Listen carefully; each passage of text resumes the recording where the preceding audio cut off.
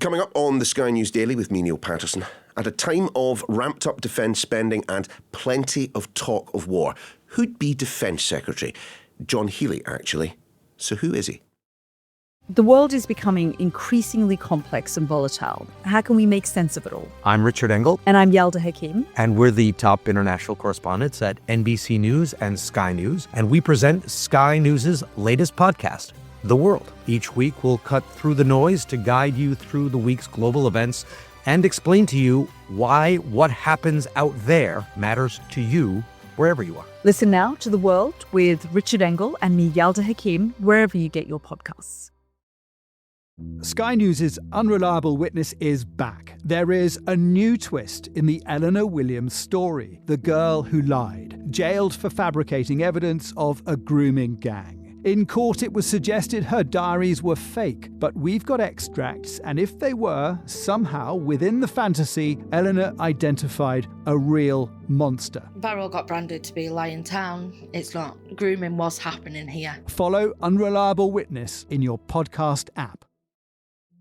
The role of Defence Secretary is a big job, but it hasn't been this significant for decades. And the man currently in charge of the Ministry of Defence is John Healey, who you wouldn't exactly call a household name, not yet anyway. So, as the Defence Secretary attends talks in Washington, we thought we'd try and find out a bit more about the man, the way he works, and how he might navigate these trying times. So let's start with James Heappey, Conservative Defence Minister from 2020 to 2024, when Mr Healey was on the opposition front bench. James was also in the British Army ahead of entering politics. James, your thoughts on John Healey as Defence Secretary? I like him. In fact, our first engagement was not when he was Shadow Defence Secretary, nor when I was a Defence Minister, but I was some pup backbencher who had been asked to go on, I think it was even Sky News, to sort of offer some commentary at the end of PMQs. And I was sort of desperate to sort of land some punches and show what a wonderful minister I would be if only the chief whip saw my potential. And John, who had obviously seen people like me come and go many, many times before, he was a former minister, and he just sort of handled my exuberance in a way that with a sort of glint in his eye. And I just thought, this is a guy who he could have swatted me aside very, very easily indeed. But actually, he sort of engaged and was very constructive. And at the end of it, he said, well done. He knew I hadn't done a ton of media before. And I just thought that was, the measure of a nice man. Before we get into any of his politics, I just think John is a decent, nice man. And sadly, those sort of people can sometimes be in short supply in Parliament. But of course, you were on opposite sides of the chamber when it came to defence, but at a time when there was shared interest in working together. I mean, you did work together. So what was that like? The key appointments in opposition will always be appointed to Her Majesty or His Majesty's Privy Council, so they become Right Honourable. And that's not just an honorific title. What that means is that you can be briefed on Privy Council terms. And when you join the Privy Council, you basically promise to keep the King's secrets. And what that means is that whenever there was a moment of geopolitical crisis, or we thought we were going to need to use the military, we wouldn't always tell Parliament. Sometimes they were happening at a level of secrecy that meant it wasn't fit for wider public consumption. But you would brief Keir Starmer, David Lammy, John Healey, the Speaker of the House of Commons, on Privy Council terms.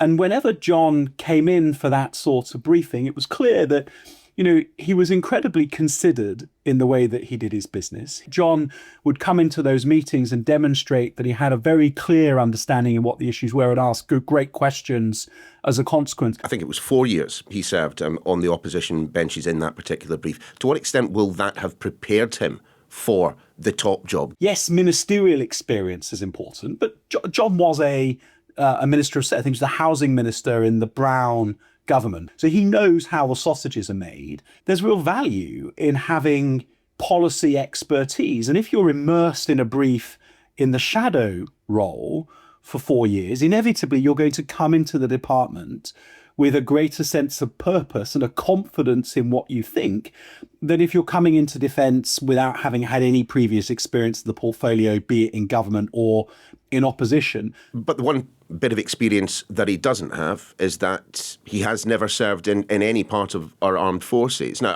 of course, this is not something that is unique to John Healey as Defence Secretary, but how important is it that if you don't have that armed forces background? I don't think it's essential. I think it's a nice to have. But the reason it's a nice to have is that you arrive in the department less worried about disagreeing with the military. For people who haven't served, there can be a slight sort of awe about being surrounded by senior decorated soldiers, sailors, aviators, and therefore a tendency to sort of suppress your political convictions because you're just so in awe of being in that company. How would you describe his style of working in and around defence? The reason being, of course, he's off to Washington at the moment, and I'm wondering how a kind of a straight-talking northerner is going to do when he sits down with US Secretary of Defence Pete Hegseth. I can only reflect that if you know what you're talking about, you're confident about what you want to do and what you want to get from the meeting. There's no doubt that the stakes are incredibly high at the moment. Now, John has met Pete Hegseth a number of times already, and it's just being respectful, but also clear. It's very easy to go to the Pentagon and to be overawed by the fact that you're in the Pentagon meeting with the US Defence Secretary. He's got the world's largest armed forces at his disposal, but there's still a UK national interest that you need to stand up for. And, I think at times like this, there are plenty of political points that I could make about where I think the government might not be doing the right thing around defence. But on those conversations that John is having with Pete Hegseth today, I wish him every success in representing the UK national interest. Can John Healey, as Defence Secretary, and indeed can this government continue to try to be kind of all things to all people, forging closer ties with our European counterparts, talking about Europe, being the bulwark for Ukraine's defence, whilst arriving in Washington saying the unique relationship between the UK and the US is as strong as ever? He has to, and riding both horses whilst they're both bucking and pulling in different directions is challenging. I guess when you reduce it all to the absolute minimum, what is the UK national interest? What is UK grand strategy at this level? And since the Second World War, UK grand strategy has been to be as close to the United States as possible at all costs, really. The reason that relationship exists, the reason why it is special, is because of the nuclear sharing agreement that kind of effectively underpins the UK nuclear deterrent and thus the ultimate guarantee of our sovereignty. And so, when you go into these situations, yes, you want to stand up for Ukraine and do the right thing. For 3 years, we've been supporting the Ukrainians on the basis that it ends on Zelensky's terms and Zelensky's terms only. And John shouldn't give up on that principle too easily. Yes, it's right that Europe needs to do more, both individual countries and collectively as a group of European countries, to secure our continent. And John should emphasize that in his interactions with European allies, and he should reassure the US that that's our intent. But fundamentally, if put on the spot and made to choose, it's the relationship with the US that is the one that you protect at all costs. Thanks, James. So clearly some pretty big decisions ahead. So what do those outside of government think? Professor Malcolm Chalmers is Deputy Director General of the Royal United Services Institute. Malcolm, so what exactly does the broader defence community make of John Healey? I think there is now a high degree of respect for him as somebody who is very supportive of defence and knows the issues pretty well. In government, of course, as indeed in opposition, one of the key roles of a politician in charge of a defence team is to sell defence to other politicians. Right now to Rachel Reeves and Keir Starmer. So I think his ability to convince them, it took some time, but convince them to sign up to these spending increases will certainly be a matter in which lots of people in the defence community will be relieved, but also appreciative of John's role in being able to achieve that. There is confidence that at a time when there is about to be more money poured into defence than many of us will have seen in their lifetime, that John Healey is capable of taking that money and spending it accordingly. That's one of the really big challenges.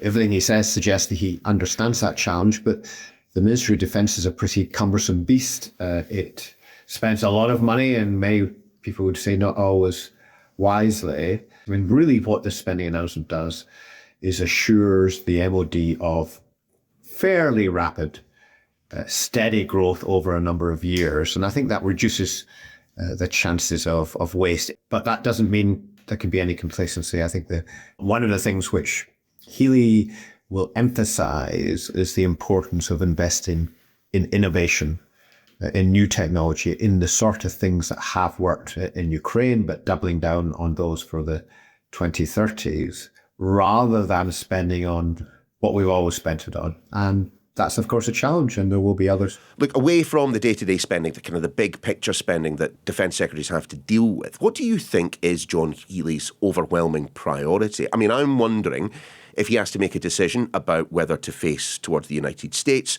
or rather more towards Europe.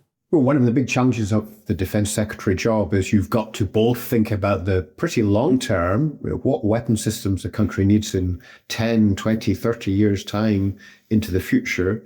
You're going to have some really critical operational discussions with allies and internally about preparing for dealing with the ongoing crisis. John Healey today is in Washington talking to the new US Defence Secretary, trying to find out exactly what the Americans are doing in relation to cutting off assistance to Ukraine. That's just come up out of the blue, as it were, in the last couple of days. So that very critical operational stuff has got to be dealt with in parallel with the long-term stuff. Right now, if I was to name one single priority, that it must be to preserve as much of the really strong, critical defence relationship with the United States as we can. Of course, that's the disruption in that regard is coming from the United States, not from us. But finding out what the Americans are trying to do, what President Trump is trying to do in relation to that special military relationship, clearly has to be a very high priority. And insofar as we think that's seriously threatened in one way or another, then putting in place the mitigations that are required. Well, how serious then, Malcolm, is this demand by the United States, not just the withdrawal of their intelligence from Ukrainian hands, but the demand that countries like the United Kingdom, which shares US intelligence from them, that we do not pass that on to the Ukrainians? How significant is that? So I think we just have to wait and see whether this is a very temporary thing, the extent to which these American steps are irreversible or not. The more irreversible it becomes, the more serious it is for Ukraine. But the reality is that both in Ukraine and in NATO more generally, we are very dependent on American intelligence. And because they do such a good job of it, it's always seemed, I think, for decades now, wasteful to try and duplicate. If you can, Malcolm, for those of us who don't work in this world, just explain the Five Eyes intelligence sharing scheme. I mean, how does it work? Do we genuinely hand over all the intelligence that our services gather? We don't hand over absolutely everything, but we hand over a great deal, and so does the United States. So a lot of it is quite seamless and a lot of direct access. Every country holds back some stuff. Importantly, it's a much deeper intelligence sharing arrangement than the United States or the United Kingdom has with other NATO countries in Europe.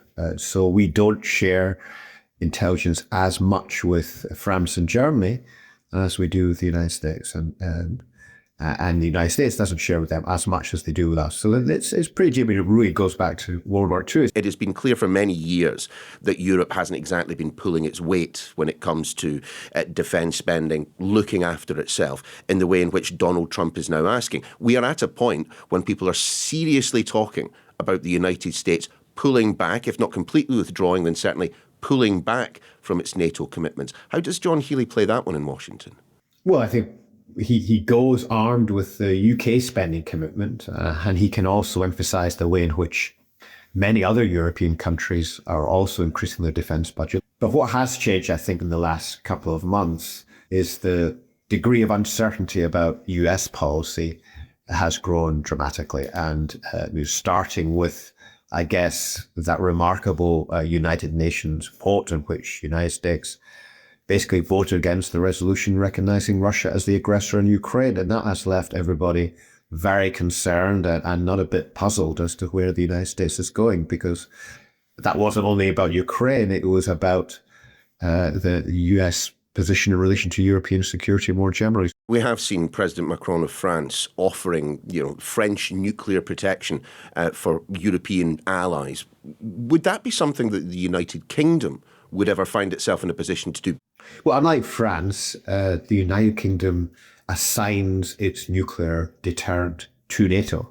We're a member of NATO's nuclear planning group, which does contingency planning across NATO. Every NATO member state, apart from France, talks about how the United States and the United Kingdom nuclear arsenals might be used in particular scenarios. So the UK nuclear force is already assigned to NATO and to protection of NATO allies. The significance of the French statement, of course, is that France is not part of that, but it's nevertheless moving towards more of a commitment.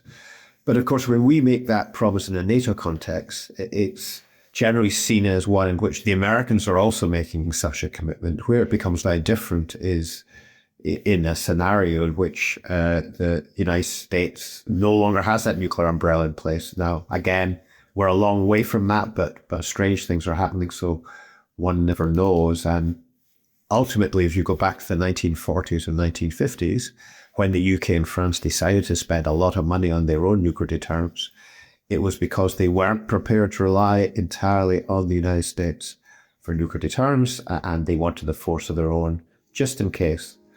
And the rationale for making that decision all those years ago, I think, is becoming more evident right now. Thanks, Malcolm. And if you like what you've heard, do be sure to give The Daily a follow. It should be very simple indeed, just a click on your podcast app. But that's your lot for this edition. We're back again tomorrow. Donald Trump is heading back to the White House. Together we can truly make America great again. We are in for an unpredictable but fascinating 4 years. And we're going to be following every twist and turn for the first 100 days. We'll be bringing you the latest updates and analysis first thing every morning. So join me, James Matthews. Me, Martha Calnett. And me, Mark Stone. For Trump 100 every weekday at 6 a.m, wherever you get your podcasts.